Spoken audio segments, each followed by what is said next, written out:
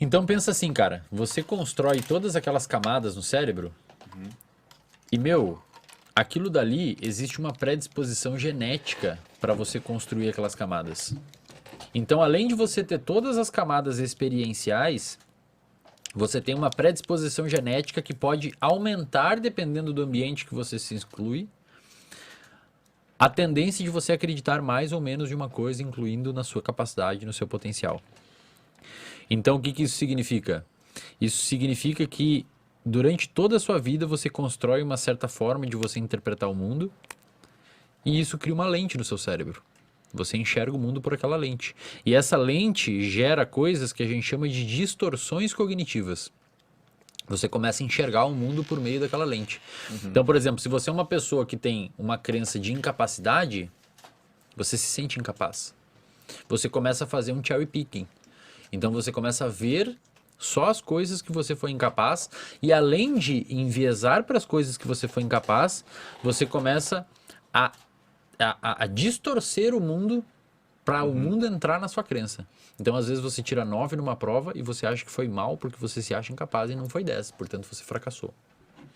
Mas por que a gente tem essa tendência de fazer isso, cara? Não é uma Tipo, tendência, cara. Tem pessoas que não têm isso. Isso é uma construção que a gente teve durante a nossa vida. Às vezes as nossas amizades, às vezes os nossos familiares, às vezes o grupo de amigo, às vezes as pessoas vão colocando isso na sua cabeça e sedimentando dentro das camadas que vai construindo uma ideia que você é uma pessoa E o capaz. único jeito de... Não, e aí somando a parte genética, né? Somando a parte genética. Mas isso então eu posso afirmar que esse tipo de comportamento passa de pai para filho? Tipo, ou não? Ou... É que tem a questão da, enfim, toda a questão do ambiente. Pode ser que teu pai não tenha sido submetido a algumas coisas que tornarem ele criativo. Por exemplo, e daí foi pro filho. Você sei lá. pode ter você pode ter um familiar mais agressivo. Mas eventualmente, se você crescer num ambiente que não dispara essa necessidade de agressividade, você não vai ser agressivo. Então, essas predisposições, elas não determinam nada. Elas vão determinar um aumento de propensão de você desenvolver aquele traço de comportamento. Mas o que vai determinar se vai dar problema ou não, ou se vai dar muito bom ou não, é o ambiente. Isso é uma coisa que vocês, principalmente estudantes de psicologia, têm que entender de uma vez por todas. O que determina o seu comportamento e o que influencia o seu comportamento é o ambiente que você está inserido.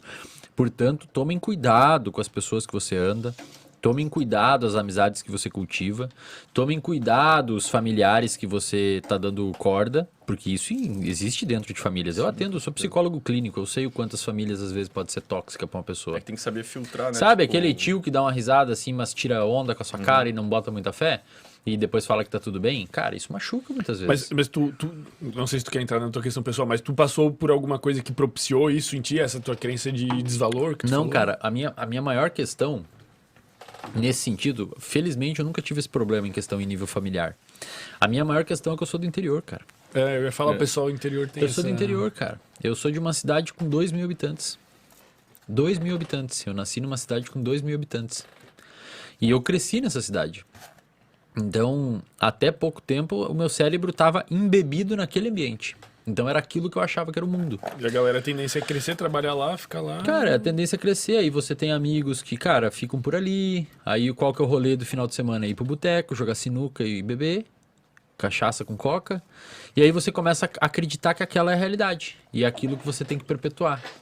E você ignora uma ampla parte do que há fora daquilo. E aí quando eu fui pra graduação, que foi pra uma cidade maior, que tinha 70.000 habitantes, já era bem maior, né? Uma gigantesca, Aí eu fui pra graduação e pensei, bom, existe um outro mundo fora disso. Felizmente eu fiz excelentes amigos na minha graduação. A maioria dos amigos que eu fiz na graduação hoje trabalham comigo.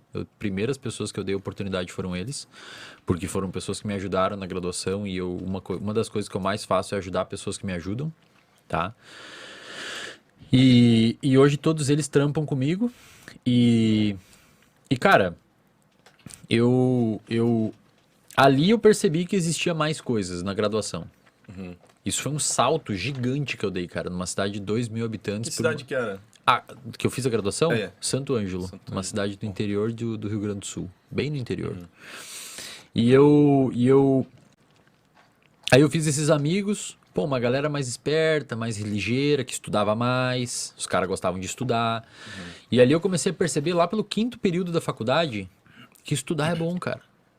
Mas antes disso era só cachaça e Só rolê. cachaça, cigarro, cachaça, uma carteira de Quando derby foi por aquela dia. imagem que tu tá apresentando um trabalho com uma caixa da escola? Aquilo foi um trabalho do final de semana, num sábado de manhã, que a professora pediu pra gente. Era um trabalho de psicologia social.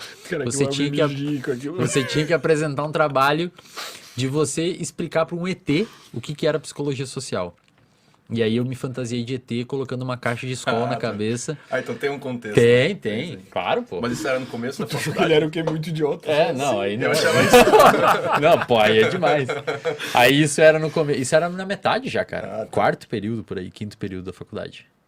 E essa época eu não tinha noção de nada, cara. Sexta-feira, na noite anterior, por exemplo, a gente deve ter ficado bebida até tarde. Provavelmente bebendo aquela até escola tarde. da caixa foi bebida. Sim, se você ver umas fotos minhas com 22, com 20, eu era mais velho do que eu sou agora. Eu tinha sobrepeso, meu rosto era mais velho.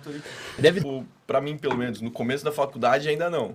Mas no meio, parece que dá um... Porra, velho, tô na faculdade, daqui a pouco é vida exato, adulta. cara, a vida água real. batendo na bunda. Só que pensa, isso comigo foi multiplicado na 10ª potência. Porque tu saiu hoje do cu do mundo. Porque, não, eu saí numa cidade muito pequena. Entrei numa graduação. Eu fiz graduação numa... Cara, eu vou falar, eu fiz uma graduação numa faculdade particular, que é teoricamente mais fácil de passar que uma federal. Sim. E eu fiquei em 26º suplente na seleção, cara. Meu Deus. Eu não passei, velho. Mas Quanto chegou a que foi estudar pro Quanto que foi a vestibular? nota do meu vestibular? 32. 32, cara. Caralho, tô com a memória boa, Eu velho. tirei 32 no meu vestibular, 100. numa universidade de 100. Eu reprovei. Eu fiquei em 26º.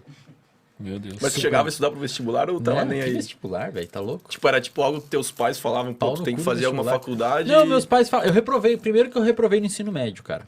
Primeiro ano do ensino médio eu rodei. Talvez isso eu nunca tenha falado por aí. Puta, gostoso. Mas olha só, aí o que aconteceu? Aí eu fiz. Tirei 32 no vestibular. 32, cara. Fiquei em 26º suplente. Aí a galera não matriculou e tal, me chamaram. Eu lembro que eu tava dormindo, tocou meu telefone e falou: ó, você passou, vem cá. Porra. Vocês me botaram aí, né? Eu não passei, vocês me botaram aí. Estão querendo meu Eu dinheiro da 30 matrícula. Eu tirei 32, não passei porra nenhuma. Aí, beleza, comecei a estudar. Cara, vou te falar a verdade, eu não lembro boa parte do conteúdo nos primeiros períodos, porque eu ia só pro boteco. Boteco. Tomar bebida. E aí, lá pelo 5º período, por aí eu comecei a andar com uma galera lá, os meus colegas que hoje trabalham comigo. E aí eu fui entendendo, cara, eu fui entendendo uma coisa. Eu sempre fui muito observador. Muito. E nessa época eu fui entendendo uma parada. Primeiro, que uma hora eu ia me formar e eu ia ter que dar um jeito na minha vida, tá? Podem comer aí, meu, podem comer aí. Não, é que aqui é difícil comer, eu vou deixar pra depois. Eu ia me formar e uma hora eu ia ter que dar jeito na minha vida. Então isso foi um ponto. Mas o segundo ponto, cara, foi que eu comecei a entender uma coisa que talvez a galera não entenda e também não é muito valorizado. Que conhecimento é poder, cara.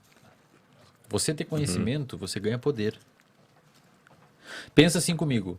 Eu não tenho uma máquina, eu não tenho um supermercado que é um produto físico, eu não tenho uma máquina que faz pão ou que faz algum produto que eu venda. Eu não tenho nada disso. O que eu tenho é meu cérebro. O que eu tenho para oferecer para vocês hoje que estão assistindo é o meu cérebro. O que eu tenho para oferecer para 7.000 pessoas que estão lá no reservatório de dopamina é o meu cérebro. As pessoas estão lá, eu não estou dando nada para elas, além de conhecimento. E, cara, teve uma vez na graduação que eu entendi isso.